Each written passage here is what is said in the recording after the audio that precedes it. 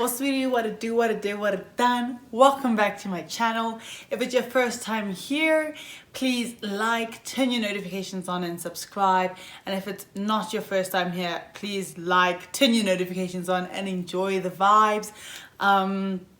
First things first, I'm going to say this every few videos so you don't forget, Black lives still matter. All Black lives matter. All lives do not matter until all Black lives matter, yeah? Gender-based violence is still going on. Go and educate yourself. Go and read articles and journals and people's stories. When someone confronts you, listen before fighting. Go and sign petitions. Donate if you can. Be an active activist. Call your mates, call out your family, call out your peers, call out your elders.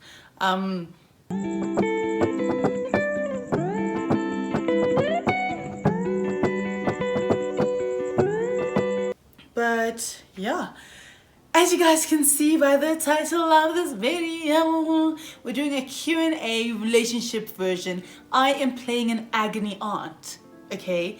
This is a video that I have dreamt of doing since I started dreaming of having a YouTube video. A YouTube channel. I've really struggled to get engagement up on my Instagram, so it's something I've been working on for a few months to get people to actually engage with what I put out. And this thing was only put out today and I got a really positive response. So maybe we'll do a part 2, maybe we won't. We'll see if more people like it, how you guys respond to this.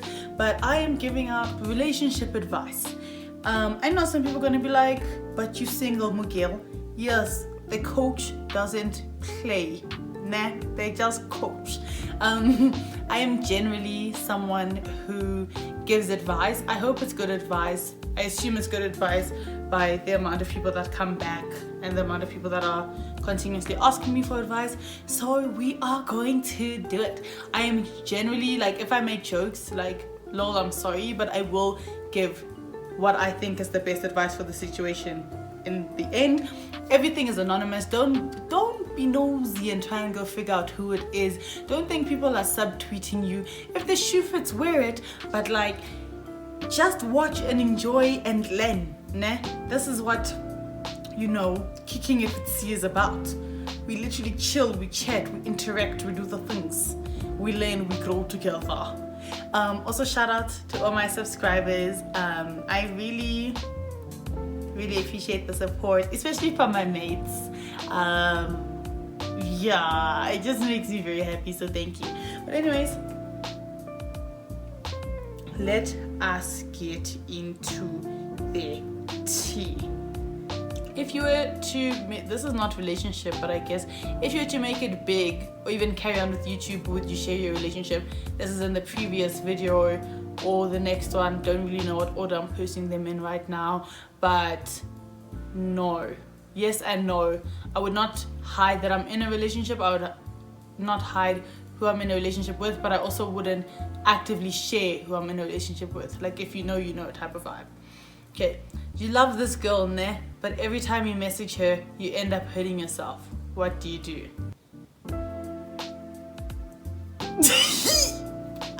Mate. Boy. You end up hurting yourself.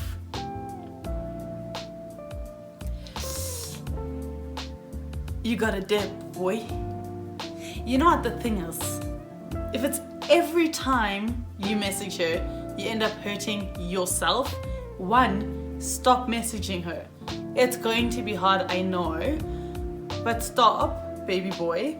And two, there is someone or multiple people out there that, one, really stand you platonically and know your worth. Surround yourself with those people so that you never doubt your worth and stay in a shit situation. And two, there's probably a hun that is crushing on you. Obviously, I know who these are from. I'm not going to expose, but you know, if you ask this question, there's probably a hun that's crushing on you. You're a great person. Just, you gotta live it out a bit. Like, it's gonna suck for a little while, but like, you're gonna find your person. I can't tell you when. Some of us have been looking for our person for literally almost 20 years, but Your time will come, young man. Keep your head up, your crown's falling. I find that guys making moves is a turn off, so how must I ever find love? Am I just picky? Yeah, when I'm a girl, you're also a dope girl. You make the move if you don't like how guys make moves. Ne? But also, in situations like that, because I also end up in that situation, it's usually the fact that you don't like the guy, not the fact that you don't like the move. Side note, men nowadays seem to be doing extremely shitty things to try to get your attention. Not shitty as in negative, but shitty as in cringe. Men, if you're watching, stop doing it. No girl wants a guy that's overly cringy and that, oh, I love you, I love you, I love you, I love you, I love you. Like, they might make it seem like it, but at some point they want their space. They want to be their own being. Be your own being, be chill. But yeah, that's my advice. I don't think you're overly picky unless you are comparing all these gents to another gent who you are attached to and holding on to. I don't think you're picky. I think you don't like the gent, not you don't like the move. Unless you're exploring your sexuality, that's a different thing. You might just not like gents, which I don't blame you for. They're not the greatest. But yeah, I don't think you're just being picky. It's how someone approaches you says a lot. And we need to stop like holding relationships to a lower standard, in the sense that how someone approaches you as a friend, as a potential business partner, as a whatever, is going to stick with you, and you have preferences on how you like that to be done. So there's nothing wrong with having preferences on how you would expect a romantic partner to approach you. Miguel said, ooh, where do I start? So what had happened was my partner has a tendency of making me the bad guy when they are in the wrong and refuses to see it. And when I question them, they patronize me and make me feel like I'm crazy for thinking that, even when I have a reason to. Okay, the first part is your partner has a tendency. Something to note about life and about people is, you know, there's actions speak louder than words, which is true. But if someone's actions are speaking louder than their words and still not adding up, if you can't trust their words and you can't trust their actions, trust their patterns / tendencies. If someone has a tendency to do something that speaks volumes, it's probably not going to change, because people develop patterns over a period of time. So depth. Then the fact that they make you out to be the bad guy even when they're in the wrong is emotionally manipulative. It's wrong. And the fact that they patronize you and try to make you feel that you're crazy, again, is emotional manipulation. It's a tactic that people use very often that we don't even take notice of half the time, to make you stay in a situation, because they know if you could see, if they were being abusive outright, like it was very simple to see, they know you would dip. So they're gonna do it in a way that makes you question yourself so that you don't dip. Yeah? So my advice in this situation is, I'm assuming you've already called the person out. It's a tendency of behavior. It's not changing, and they're emotionally manipulating you. Find a strong support structure, people you can count on. And slowly but surely remove yourself from the situation. I'm the side piece, but I think I love him. I knew what I was getting into though. One, you don't respect yourself. Sorry. One, you don't respect yourself. Nana, why are you the side piece? You know, the thing is about side pieces is like everyone likes the side piece more, because a side piece is chill, they'll still dish for you, they bring their hot friends. Everyone likes a side piece more. So cool, you feel dope because everyone likes you more. That's nice. You're not there for everybody, you're there for one person, and the one person you're there for doesn't want to prioritize you. Yeah? They're willing, yes, they're making a fool out of the other person, but they're letting you know you're never gonna be number one. Right? That's the first thing. You think that you love him. Don't be that person that tries to overtake the main. It's not gonna work, because if they wanted you to be the main, they're gonna make you the main without you having to fight for it. I know someone who went and inserted themselves into someone else's relationship, a relationship that was doing okay on its own. They went and inserted themselves there, and then They grafted, gave an ultimatum, and made the other person choose. And yes, they ended up becoming the main, and that was all great. But then they were constantly insecure about what that person was doing. How is he spending his time? Why is he not answering to my message? Why can't he see me today? Meanwhile, the guy was being very wholesome. He was just focusing on his life and on books. But she was insecure because, you know, if he could leave his one hand, what's stopping him from leaving you? So yeah, don't go and try and overtake the main here. You're gonna give yourself pain. Just leave that situation alone. Especially if you think you love him, you distance yourself, because love will make you do crazy fucking things.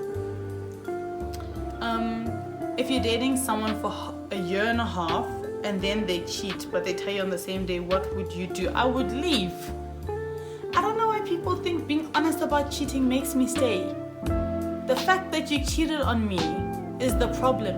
And for me, it's a simple thing of, you know how you betraying my trust or you being disloyal would make me feel. And even with knowing how it would make me feel, you still thought you could go and do it, make me feel that way. But because you fessed up to it, you don't have to face the consequences.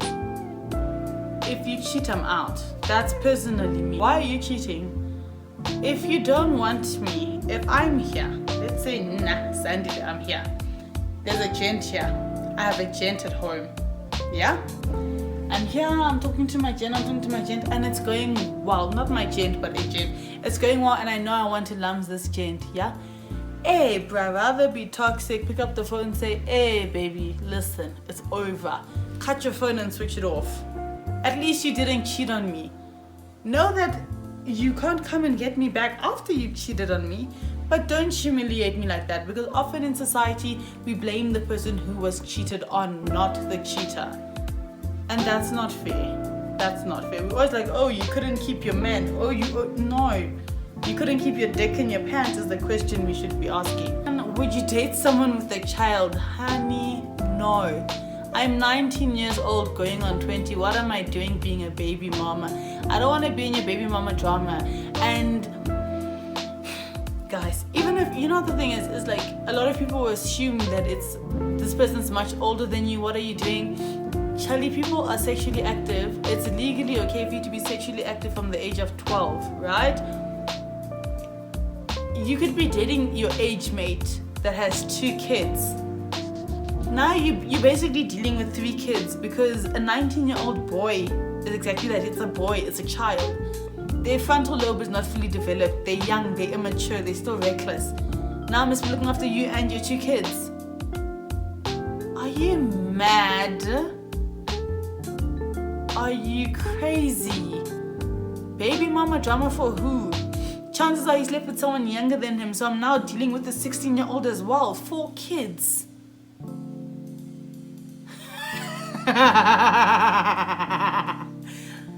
There's I even thinking of the situation, and I don't know if the story is true until today, but this guy told me he had a son. This guy was feeling, and it was really hard for me to let go of this gente. And he told me he had a son, and he always would make jokes about it, so I don't know if he actually has a son or not. But I told him, and I think he didn't want to actually tell me because he knew I was gonna dip. I told him, baby boy. And he was even a few years older than me. He was 2 years older than me. I said, baby boy, if you have a kid, yeah, you better tell me right now, so that none of us has to play games with each other. I sometimes cannot even get myself from the bed to the shower. What the fuck makes you think I'm ready to be raising a child with you? Like, I still miss 8 a.m. lectures. I'm still worrying about getting a 50% sub-minimum pass mark on course. I must also make sure that your kid is fed and in bed by 7. Guys, don't do it. Don't put yourself in that situation. If I'm older, I'll date someone with a child. Like, as long as there's a good relationship between them and their baby mama, or baby daddy. I mean, seeing as I'm exploring my sexuality, but as long as there's like a good relationship and they're both good parents to the kid, or like he's not a deadbeat or she's not a deadbeat, then for sure, I must be at least 27 years old though. At least 27 years old. And that's pushing it, even maybe 29. I don't want my own kids until I'm 29. Why would I want yours? No, baby boy, baby girl. And you know the thing is, Huns are over forgiving. They love too much. They want to. No, Nana. No. Leave yourself out of that whole mess. You don't need it. Okay, I'm not sure if I think going to university is essential, but my mom seems to believe that it is. So, go to uni, child book. If you're not going, go and get a job. Go and do your gap year. Go and experience life. Let life teach you a few lessons. Let it rough you up a little bit. You cannot be still discovering how to pay your taxes while learning how to mix baby formula. And I understand sometimes it happens and it's unfortunate, cool, but like, Some people are built for that though. Some people want to be a mom at 21. You get what I mean? If I'm being honest, if I was Kylie Jenner rich and set for life, I would like to be a mom by 23. I'm very for the marriage and kids life. But I'm not Kylie Jenner and I don't have that type of support system, and I haven't experienced half the things that I want to experience, so now I must put them on pause because of a child. You didn't make the decision for that child to be made. Don't go and let that child and their parents now go and make decisions for how the rest of your life is going to go. It's traumatic for no reason. Don't include yourself in that mess unnecessarily. Let me finish my drink for this one.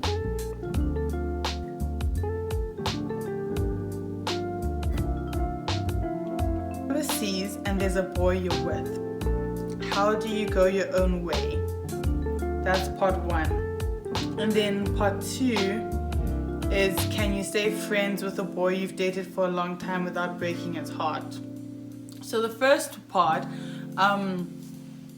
you're moving overseas and there's a boy you're with, and how do you go your own way? I'm assuming then you're pretty decided on not doing long distance, which is okay. You don't have to feel guilty for that. They have no right to make you feel guilty for that. Long distance relationships are unnecessarily difficult. They're difficult by nature because of time zones and you wanting a cuddle and you wanting a kiss and you guys wanting to watch a movie together. It's like the smallest things that you should have access to in a relationship, you're not going to be able to have. Like, you have a bad day, the most you can do is FaceTime someone. Do you get what I mean? Like, so it's okay for you to want to go your own way, firstly. Secondly, I think like you guys both knew what you were getting into, in the sense that you knew that you were going overseas. I would have hoped you were honest with him and told him you were going overseas, right, at some point during the year. So he knew that you were leaving when you decided to commit to the situation that you guys are in. And if you both knew that the situation was coming, I mean, it's tricky because it's a thing of like, you don't want to like rob yourself of an experience. So you're not going to go for it because let's say you're only leaving in 10 months. Now that 10 months is up, what must happen? But like I said, you both knew it was going to have to come to an end eventually. And if what you have is not strong enough for you to want to long distance, you just have to have a chat about it. Like, I think a lot of things can be solved by conversation, and understand that it's going to take time. You're not just going to have the chat today and tomorrow be fine and be gone. They're probably going to be days, like weeks down the line, where you just need to hear that person's voice, and that's okay. Like, they were your safety space, as long as that isn't detrimental to their healing.